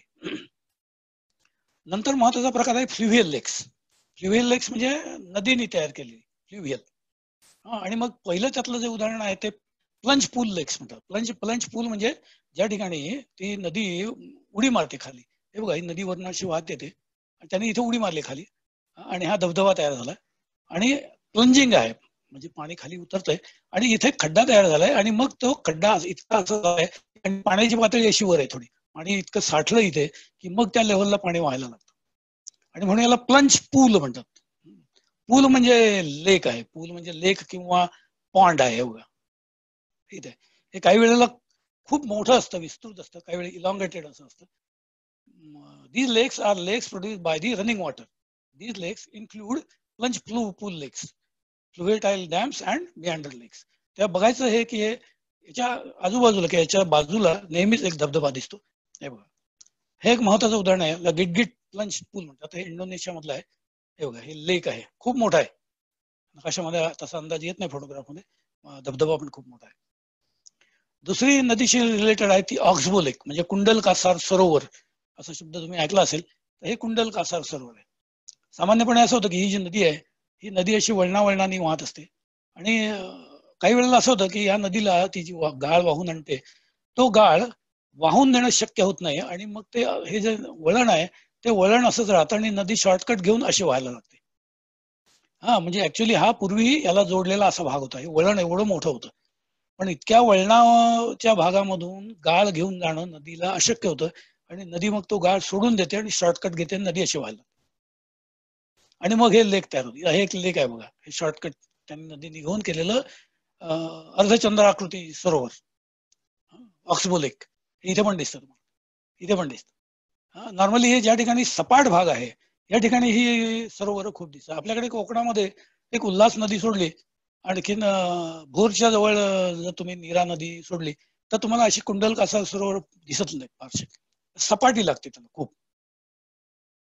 हे ब्रह्मपुत्र मधलं आहे औजबो लेक. हे आता ह्याचंही नंतर काही वर्षांनी औजबो लेक होणार आहे. हे आता नदींनी सोडून दिलेलं आहे हे औजबो लेक, आणि हे तयार झालेलं आहे. ओके, ही डॅम लेक्स आहेत. These form where sediment from tributary blocks the main river. हा सगळा गाळ आहे नदीने, म्हणजे उपनदीने वाहून आणलेला गाळ आहे. मुख्य नदी अशी वाहते, परंतु या मुख्य नदीमधले जाण्यापूर्वी या नदीने वाहून आणलेल्या गाळाचाच एक बंधारा तयार झालाय. ओके, आणि त्यामुळे तुम्हाला हे डॅम तयार झालेले दिसतं, आणि मग याचं लेक होतं. नंतर आहेत सोल्युशन लेक्स, म्हणजे खडक विरघळण्यामुळे तयार झालेली सरोवर आहेत ती. In areas underline by soluble bedrock. तर जो बेडरॉक आहे त्या बेडरॉक मुळे, आता सगळा जो आहे हा चुनखडक वगैरे असा खडक आहे, सोल्युशन रॉक आहे तो, आणि इथेशी सरोवर तयार होतात. हे सगळं वाचत नाही मी, वेळ आपला जाईल म्हणून. त्याला सिंक होल्स किंवा सिंक होल पूल्स असं म्हणतात, आणि ही सगळी कार्स्ट टोपोग्राफी आहे. म्हणजे लाईमस्टोन चुनखडकामुळे तयार झालेली आहे, आणि खडक विरघळून खड्डे तयार होतात आणि त्याच्यामध्ये पाणी साठतं. हे बघा, हे सिंक होल आहे, हे ऍक्च्युअल चित्र आहे त्याचं, हे सिंक होल आहे. ओके, हे पण एक सिंक होल आहे, आणि हे त्याचं सरोवर तयार झालेलं आहे. हे सिंक होल पॉन्ड म्हणतात. अशी मोठी सरोवर पण तयार होतात. सिंक होल खूप मोठं झालं तर लार्जर एरियामध्ये ते लेक तयार होऊ शकतात. हे एक सोल्युशन लेक आहे, अजून एक प्रकार आहे त्याचा. Smaller solution lake that consist of a body of standing water in a close depression. एक छोटं एक डिप्रेशन आहे तयार झालेलं, एवढ्याच भागातला खडक हा विरघळ आहे, आणि त्याच्यामध्ये पाणी साठून त्याला कार्स्ट पॉन्ड असं म्हणतात. कार्स्ट पॉन्ड हा आणखीन एक प्रकार आहे, याला अंडरग्राउंड लेक्स असं म्हणतात. हे पाणी खाली झिरपलंय, वरती खडक आहे मोठा, पृष्ठभाग वरती आहे, पृष्ठभागावरनं पाणी झिरपून इथे खाली आलंय, आणि खालच्या बाजूला अंडरग्राउंड भागामध्ये हे लेक तयार झालेले दिसतं तुम्हाला. ओके, ही लँडस्लाइड लेक्स आहेत. ही जी लेक्स आहेत ती लँडस्लाइड लेक्स आहेत. म्हणजे आपल्याला असं दिसतं की इथे काय म्हणायचं की लँडस्लाइड होऊन गेलेलं आहे, आणि लँडस्लाइडमुळे जे मटेरियल वरनं वाहत आलंय त्यामुळे ह्या नदीचा प्रवाह खंडित झाला, आणि मग त्याचं लेक तयार झालं असं दिसतं तुम्हाला. ही एओलियन लेक्स आहेत. एओलियन म्हणजे डेझर्ट मध्ये तयार झालेली. एओलियन म्हणजे वाळूमुळे तयार झाली, वाहत आलेली वाळू आहे, त्या वाळूमुळे अरेस्ट होऊन पाणी असं तयार होतं, आणि मग लेक्स तयार. हे डेझर्ट लेक आहे, वाळवंटामध्ये म्हणजे आता असेल त्याचा प्रकार आहे. हे सांभर लेक आहे राजस्थान मधलं. Large areas of desert regions are characterized by internal drainage. हे सगळे इंटरनल ड्रेनेज आहे, अंतर्गत असं नदी प्रवाह आहेत, आणि त्याचं ते लेक आहे. हे शोरलाईन लेक आहे, म्हणजे किनाऱ्यावरची लेक्स आहेत. फॉर एक्झाम्पल हे इथे तुम्हाला दिसतं चिल्का लेक आहे, किनाऱ्यावरचं. याच्याबद्दल अर्थातच एक संपूर्ण भाषण आपल्या इथे कोर्समध्ये ठेवलेलं आहे. शोरलाईन लेक्स आर जनरली लेक्स created bye blockage of estuaries or by the uneven accretion of beach ridges by longshore and other currents. हे शोरलाईन लेकचा अजून एक प्रकार आहे, इथे तुम्हाला दिसतो. हे शोरलाईन लेक आहे, किनाऱ्याच्या अगदी जवळ आहे. दे इन्क्लूड मेरीटाईम कोस्टल लेक्स. ही मेरीटाईम कोस्टल लेक्स आहे, किनाऱ्याच्या अगदी जवळ आहे. म्हणजे इथे बीच आहे, पुळण आहे, आणि लगेच मागच्या बाजूला अशी काही लेक्स दिसतात. मला ती सिंधुदुर्ग मध्ये वेंगुर्ल्याच्या जवळ अशा तऱ्हेची काही लेक्स आढळली होती. हे ऑर्गॅनिक लेक आहे, ते त्याला फ्लोटिंग लेक्स असं म्हणतात. मगाशी तुम्हाला मी सांगितलं की मणिपूरमध्ये इम्फाळच्या जवळ जे आहे Loktak lake. Organic lakes, they are lakes created by the actions of plants and animals. On the whole they are relatively rare, खूप दुर्मिळ आहेत in occurrence, and quite small in size. आकाराने लहान असतात, पण हे खूप मोठं आहे खरं म्हटलं तर. In addition they typically they are ephemeral features relative to the other types of lakes. हे एफिमेरल आहे, भरपूर पाणी असतं याच्यामध्ये, आणि फ्लोटिंग अशी जी आयलंड्स तयार होतात. पाणी कमी झालं की आयलंड हळूहळू थोडी खाली बसतात, आणि पाणी वाढायला लागलं की पुन्हा ते फ्लोट व्हायला लागतात. याच्याबद्दल एक स्वतंत्र व्याख्यान आपल्या कोर्समध्ये ठेवलेलं आहे, त्यामुळे मी त्यामध्ये जास्त आता काही बोलत नाही, त्यावरून तुमच्या ते लक्षात येईल. पीट लेक्स आहेत. पीट म्हणजे काय, ऑर्गॅनिक लेक आहे ते. They form where buildup of partly decompose plant material. Partly decompose plant material आहे, आणि ते डिकम्पोज प्लांट मटेरियल आहे ते साठून, आणि वॉटर टेबलच्या खाली lives the vegetative surface below the water table for sustained period of time.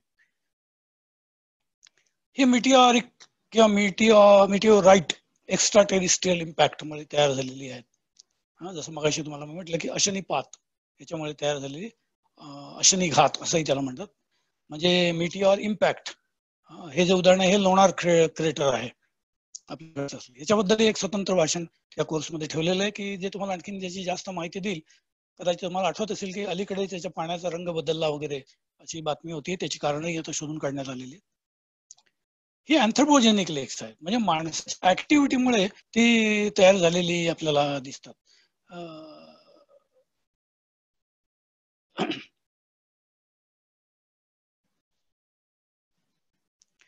आणि अँथ्रोपोजेनिक लेक्स आर आर्टिफिशियली क्रिएटेड लेक्स form by the human activity. तर ज्या क्वारीज आहेत, दगडांच्या खाणी वगैरे आहेत, त्या खाणीमध्ये वगैरे they can be the result of intentional damming of rivers streams, किंवा हे अबंडंट एक्सकॅव्हेशन्स, खाणी वगैरे ज्या त्या खाणीमध्ये पाणी साठून ही तयार होतात. हिमनदीच्या भागामध्ये असे केटल्स तयार होतात, छोटे छोटे भाग, केटल लेक असं त्याला म्हणतात. ओके. नंतर ही ग्रॅव्हल अँड सँड पिट, जेव्हा माती जिथून काढली जाते, वाळू काढली जाते आणि ती तिथे तशीच सोडून दिली जाते, आणि मग त्याच्यामध्ये पाणी साठून ही पिट लेक्स ही तयार होतात. ही प्लाया लेक्स आहेत. प्लाया लेक म्हणजे डेझर्टमध्ये, वाळवंटामध्ये ही तयार झालेली दिसतात आणि ती इसेन्शियली अशी ड्राय होतात आणि त्याच्यामध्ये असं इव्हापोरेशनचे काही बँड्स तुम्हाला दिसतात. हे ड्राय लेक आहे बघा. Is a popular name for an ephemeral lake that contains water only intermediately at irregular and infrequent intervals. ठराविक वेळेला पाणी असतं, काही वेळेला पूर्ण भरलेलं दिसतं, काही वेळेला ते अपूर्ण असतं. हे लाव्हा लेक आहे, मगाशी सांगितलं ते इथे टॉपला होतं, हे इथं खाली आहे असं तुमच्या लक्षात येईल. थर्मल स्ट्रॅटिफिकेशन असतं. ही जी लेक्स आहेत त्याच्यामध्ये एक स्ट्रॅटिफिकेशन असतं आणि मग तुम्हाला असं दिसतं की हा मधला भाग जो ग्रेडियंट वेगळा असतो, इथे वेगळा असतो. याचा परिणाम प्रामुख्याने इथली वनस्पती, प्राणी जीवन याच्यावरती होतो. Due to the unusual relationship between the water's temperature and density, lakes form layers called thermoclines. हे थर्मोक्लाइन आहे. आणि टेम्परेचर जो चेंज होतो, टेम्परेचर चेंज आपल्याला दिसतं, त्यामुळे तो थर्मोक्लाइन तयार होतो. काही पाणी सरोवरांचं अल्कली असतं म्हणून त्याला अल्कली सिंक असं म्हणतात. They are also known as salt flats. हे बोलिव्हियामधले चित्र आहे आणि तिथला डायग्राम आहे, फोटोग्राफ आहे. हे इसेन्शियली अल्कलाइन आहे, अल्कलाइन आहे. ओके. हे टार्न आहे. टार्न म्हणजे मगाशी म्हटलं तसं ग्लेशियल लेक. ग्लेशियल हे इथे पाणी साठून वरनं हिमनदी वाहत आली, ते पाणी साठलं आणि त्याचं ते बनलेलं आहे. आता काही लेक्स आहेत ना, ही पॅलिओ लेक्स आहेत, म्हणजे पूर्वीचे. Paleo lake, also spelled paleo lake, is a lake that existed in the past when hydrological conditions were different than today. आजच्यापेक्षा पावसाचं प्रमाण कमी जास्त होतं, हिमनद्या वितळण्याचं प्रमाण कमी जास्त होतं, रादर जास्त होतं. काही वेळेला ते कमी झालेलं दिसतं, आता ते खूपच पुन्हा वाढलेलं दिसतं तुम्हाला. जसं क्लायमेट चेंज होईल त्याप्रमाणे. त्यावेळेची ही सरोवर आहेत, त्यांना पॅलिओ लेक्स असं म्हणतात, प्राचीन सरोवर. आणि आता हे पॅलिओ लेक आहे बरं का, हे त्याचं प्रोबॅबल एक्सटेन्शन आहे. किती जुनं, आता हे असं दिसतं तुम्हाला. ओके. ही क्वाटर्नरी पॅलिओ लेक्स आहेत, क्वाटर्नरी पिरियड मधली पॅलिओ लेक्स आहेत. ह्या पॅलिओ लेक मध्ये बराच गाळ साठलेला दिसतो. हे तुमच्या परिचयाचं चित्र आहे. हे अर्थातच लडाख मधलं, ज्याला मून लँड असा जो भाग ओळखला जातो, 35,000 to 40,000 इयर्स ओल्ड इतकी जुनी ही लेक डिपॉझिट्स आहेत. सरोवरामधलं हे सगळं संचयन आहे, ज्याला मून लँड म्हणतो आपण. त्याला Lamayuru lake in Ladakh that has preserved and over 105 metre thick sequence. 105 मीटरचा गाळ आहे सगळा, आणि तो फ्ल्युव्हिओ लॅकोस्ट्राइन आहे, म्हणजे वाहत आलेलं पाणी आणखीन सरोवराचं पाणी याच्यामुळे ते असं, म्हणून त्याला तो असा मूनस्केप असं तयार झालेलं दिसतं. Paleo lakes can also be recognized by characteristic sedimentary deposits. हे sedimentary deposit आहे that accumulated in them and any fossils that these sediments might contain. यामध्ये भरपूर फॉसिल्स सापडतात या गाळामध्ये, भरपूर अभ्यास इथे झालेला आहे त्याचा. पॅलिओ लेक्स मध्ये हा एक प्रकार आहे, फॉर्मल लेक, हे इव्हॅपोरेशनने तयार झालेलं दिसतं. Is a lake which is no longer in the existence. Such lakes include prehistoric lakes and lakes which have permanently dried up. हे permanently dried up आहे. Okay. As a result of either evaporation or human intervention. आता तुम्हाला असं दिसतं की ते material at the bottom, हे तळ आहे. हेही आपण फिजिकल मध्ये अभ्यासाचा करतो की त्या सरोवरांचा तळ कसा असतो आणि त्याच्यावरती कसं लिथिफाईड मटेरियल, मॅट्स कशा तयार होतात. Okay, may be composed of a wide variety of inorganics silt, sand, organic material हे सगळं तुम्हाला इथे खाली दिसतं. Composition of the lake bed has significant impact on the flora and fauna found within the lake's environs by contributing to the amounts and types of nutrients. हे बघा असे थर तयार होतात. हा सगळा मोकळ्या झालेल्या सरोवराच्या साईडचा हा सेक्शन आहे. यामध्ये ब्लॅक अँड व्हाईट असे वार्ड असे थर तुम्हाला दिसतात. एक काळा थर, एक पांढरा थर असे दिसतात. आणि हे दरवर्षीचा एक थर याप्रमाणे तुम्हाला during winter organisms they die and carbon is deposited down, resulting to a black layer. At the same year, during summer, only few organic materials are deposited, resulting to a white layer at the lake bed. These are commonly used to track past paleontological events. म्हणजे याची निर्मिती कशी झाली असावी, कुठल्या कुठल्या प्रकारचा गाळ साठला असावा, प्राणी कुठले असावेत वगैरे वगैरे, हे सगळं होऊन शोधता येतं आपल्याला. And this can also become a geo-heritage site. खूप जुनी असेल तर ही एक जिओ-हेरिटेज साईट म्हणून आपल्याला ओळखता येते. आणि शेवटच्या 1-2 स्लाइड्स आहेत की हे डिसअपिअरन्स ही लेक्स नाहीशी होतात. Lake may be infilled by deposited sediment and gradually becomes a wetland such a swamp or marsh. म्हणजे पहिल्यांदा मोठं सरोवर असतं, गाळ साठून साठून त्याचं स्वॅम्प होतं किंवा Marsh plants typically reeds accelerate this closing process significantly because they partially decompose to form peat soils that fill the shallows. आणि मग हे जे लेक आहे पूर्वीचं ते आता असं होतं. असे ते डिसअपिअर होतात. म्हणजे you must also know the process of the disappearance of these lakes, कशी नाहीशी होतात. हे सुद्धा खूप इंटरेस्टिंग आहे, बघण्यासारखं आहे. आणि शेवटचे 2 स्लाइड्स आहेत द इम्पॉर्टन्स, त्याचा जो इम्पॉर्टन्स आहे या अभ्यासाचा, इम्पॉर्टन्स अँड सिग्निफिकन्स ऑफ लेक्स. Healthy natural lakes and their shores not only provide us with a number of environmental benefits, but they also influence our quality of life. फार महत्वाचं आहे ते. The lakes can ease the impact of floods. पूर आणि दुष्काळ याचा जो impact आहे तो दूर करण्याचं मोठं काम ही सरोवर करतात. पाणी साठवून आणि वगैरे शॉर्टेजेस जेव्हा असतात तेव्हा सुद्धा. Lakes also work to replenish ground water. भूजल साठा जो आहे तो वाढवण्याचं काम सरोवर करतात. They positively influence water quality of the downstream water courses. याच्या पुढे जे नदी मार्ग असतात त्याच्यावरती परिणाम त्याचा होतो. And preserve the biodiversity and habitat, हे प्रिझर्व करतात. Lakes can provide us with the prime opportunities for recreation, tourism and cottages or residential living. यासाठी खूप मोठा उपयोग आजकाल टुरिझम मध्ये त्याचा खूप मोठा उपयोग झालेला दिसतो. दे are also respected by many people for their historical and traditional values. Okay, हे सुद्धा आपल्याकडे राजस्थान मध्ये पुष्कर सारखं जे सरोवर आहे ते they are respected by many. Lakes can also be used as water supply for industry and an irrigation source for agriculture. Lakes are more than just a simple body of water used by many people to enjoy recreational activities. They are important ecosystems that, when respected and cared for, can sustain a healthy balance of aquatic life, provide us with much enjoyment, and help support our socio-economic needs. It is therefore our responsibility to keep them healthy and beautiful. असं हे सगळं थोडक्यामध्ये तुम्हाला मी सांगितलंय, कारण आणखी बरेच aspect त्यामध्ये आहेत जे कव्हर झालेले नाहीत किंवा त्याला फार वेळ लागेल. पण फिजिकल फीचर्स त्याचे किती महत्वाचे आहेत ह्याच्यामध्ये मी बायोलॉजिकल किंवा बायोटिक आस्पेक्ट जे आहेत जैविक ते फारसे सांगितलेले नाहीत.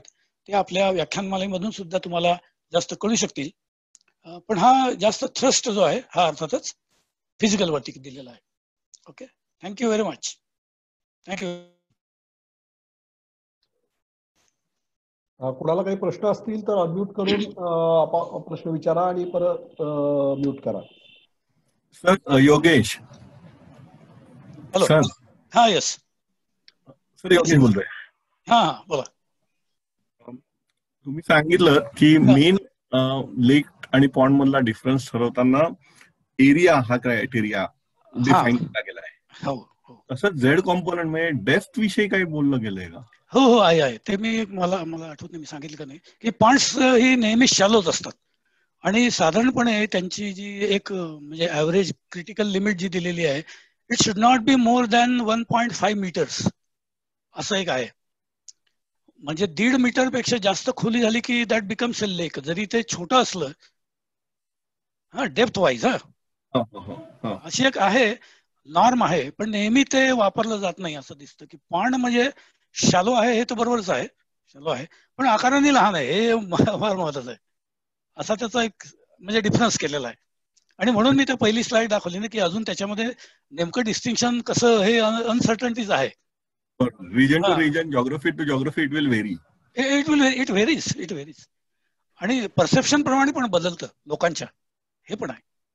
आणि दुसरी एक गोष्ट अंडरस्टँड करून घ्यायची होती की ग्राउंड वॉटर लेक्स विषयी तुम्ही सांगितलं, तर ग्राउंड वॉटर लेक आणि ऍक्विफर याच्यात फरक कसा? नाही, ग्राउंड वॉटर लेक नव्हे, ग्राउंड वॉटर लेक नाही, ते underground lake. Sorry, underground lake. हो, underground lake and lake.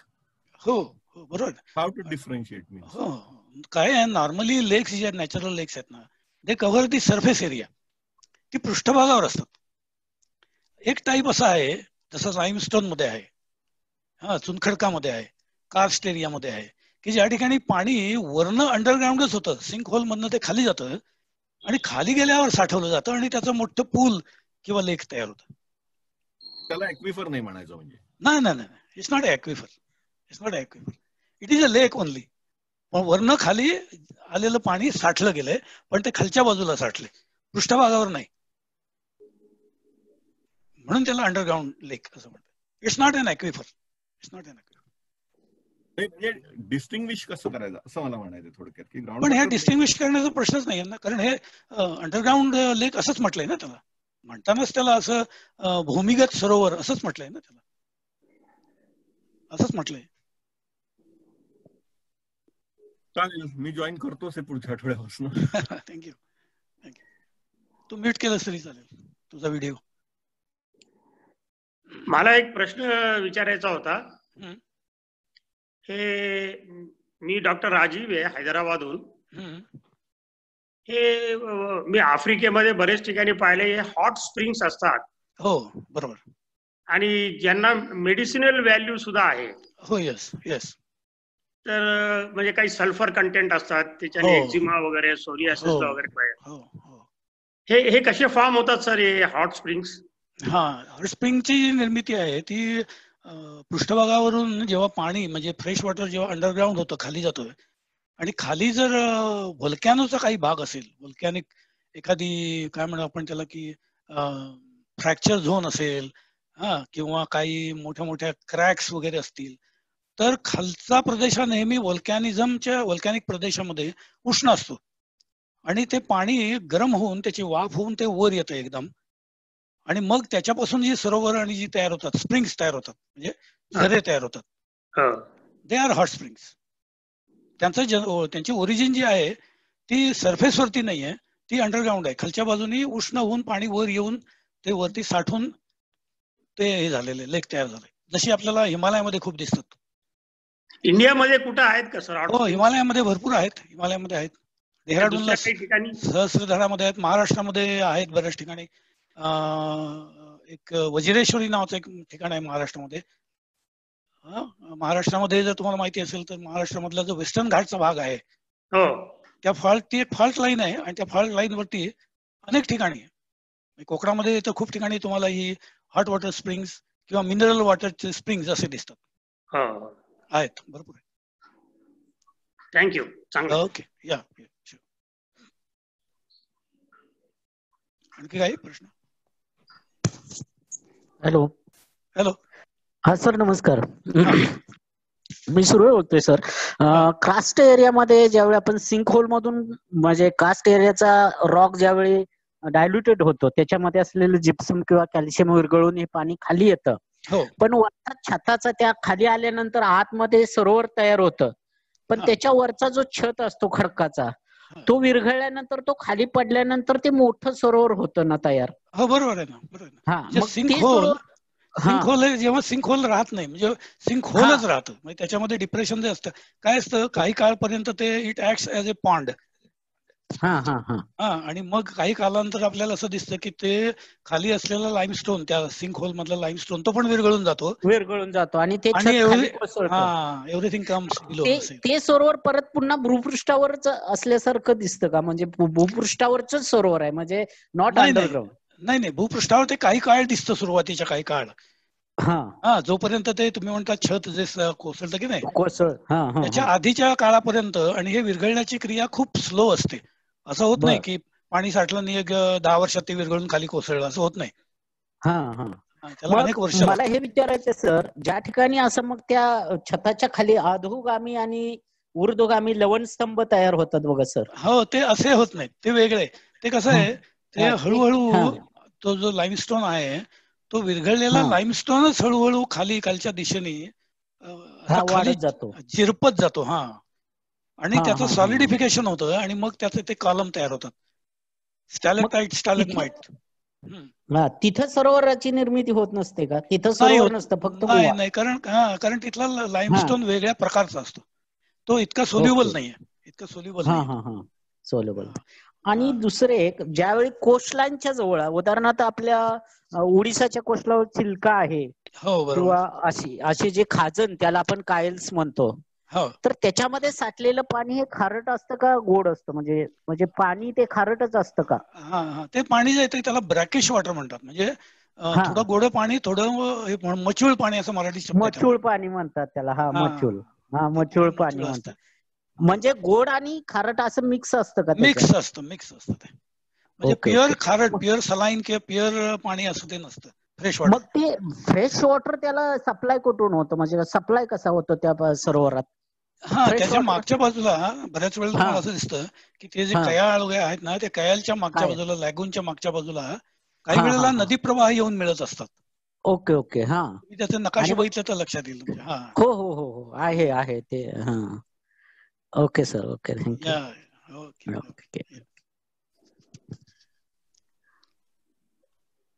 Hello. हा सर, मनोज बोलतो. बोला. Sir, I had a question, rather an observation and require a feedback from you.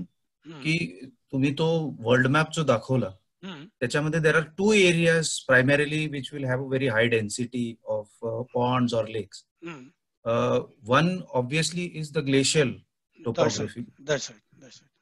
And the second one seems to be more near the equatorial regions, where you have larger rivers. And they create larger floodplains, आणि त्या floodplains मध्ये लेक्स असतील, म्हणजे Amazon असू दे किंवा इथे central Africa असू दे. सो याच्यामध्ये जे जॉग्राफिकल हे आहे, म्हणजे त्याच्या दोन्हीच्या मध्ये तुम्हाला सापडत नाही. So that is basically because of lack of water असेल का, is it because of high evaporation असं असेल? नाही, that is mainly because of the supply of water. Northern एरियामध्ये काय, ग्लेशियल वॉटर इतकं आहे प्रचंड. आणि मग ते खूप ठिकाणी that is stored at many depressions, many places in the glaciated region, आणि म्हणून तिथे फ्रिक्वेन्सी जास्त दिसते. आणि in addition to that also, तुम्ही आता जो सांगितला भाग तोही महत्वाचा आहे, की रेट ऑफ इव्हॅपोरेशन जो आहे तो त्या मानाने कमी आहे as compared to the equatorial region किंवा ट्रॉपिकल रिजन. आणि म्हणून ट्रॉपिकल रिजन मध्ये नेसेसरीली, जरी मोठी, समजा मी असं म्हटलं की गंगेच्या मैदानामध्ये किंवा आपल्या सुंदरबन मध्ये वगैरे झाली मोठी तयार, तरी रेट ऑफ इव्हॅपोरेशन जास्त असल्यामुळे ते पाणी कमी होतं. जी शक्यता इकडे कमी असते वरती, म्हणजे northern hemisphere. Good question. Thank you sir. अजून एखादा आपण प्रश्न घेऊया, आणखी आजचं सेशन संपवूया. काही आहेत प्रश्न कोणाला? हो सर. Hello sir. सर, आपण म्हणतो की डेड सी आहे तो एक ऍज अ लेक आहे का सी आहे? म्हणजे ते बऱ्याच वेळा असं म्हटलं जातं की डेड सी लेकच आहे. ऍक्च्युली काय, व्हॉट इज सी और लेक? ते डेड सी आहे ना, त्याला सी, आता जसं तुम्हाला मगाशी सांगितलं की अरल सी, कास्पियन सी जरी म्हटलं तर ते एन्क्लोज्ड आहेत, म्हणजे चारी बाजूनी बंदिस्त आहेत. आणि म्हणून बाय डेफिनेशन दे आर लेक्स. ती सरोवर आहेत मोठी. हा मग तेच सर मला एक विचारायचं क्वेश्चन तुम्हाला की सर आम्हाला 11वी मी आता ऍक्च्युअली ज्युनियर कॉलेज टीचर आहे आणि न्यू सिलेबस मध्ये आमच्यामध्ये युरोजन वर्क्स आहे. मग ते बाय विंड्स आहे, ग्लेशियल वॉटर आहे किंवा इनलँड वॉटर आहे, हिट्स आहे. तर याच्यामध्ये त्याच्या ज्या प्रोसिजर आहे डिपॉझिशन वर्क्स आणि याच्यामध्ये तर बरेच वेळा आम्हाला त्यांच्या डिपॉझिशन वर्क्स मध्ये किंवा युरोजन वर्क्स मध्ये तयार झालेली ही लेक्स आहेत ही एक्झाम्पल म्हणून दिलेले आहेत. तर ती बरेच वेळा आम्हाला म्हणजे फाउंड होत नाहीत, दाखवता येत नाहीत की आता तुमच्या पीपीटी मध्ये खूप सारी तुम्ही जे पिक्चर्स कलेक्ट केलेले सर ते आम्हाला मिळतील का म्हणजे तसे तुमची हे प्रोव्हाइड कसं होईल? हो मिळतात. फॉर एक्झाम्पल सांगतो तुम्हाला मी. फॉर एक्झाम्पल सांगतो, समजा तुम्हाला एखादं ऑक्सबो लेक बघायचं असेल ओके तर तुम्ही गुगल वरती जर गेलात ना आणि गुगलच्या इमेजेस वरती सर्च केलं तर तुम्हाला जगभरातली सगळी ऑक्सबो लेक्सची चित्र तुम्हाला दिसतात.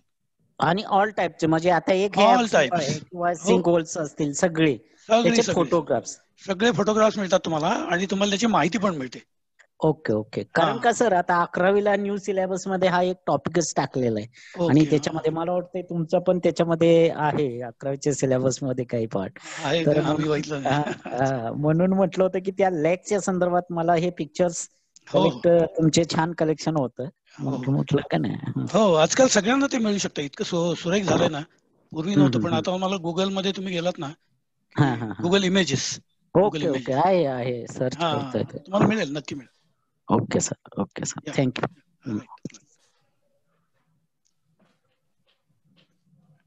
ओके धन्यवाद सर. आपण आजचं हे सुंदर सेशन संपवूया.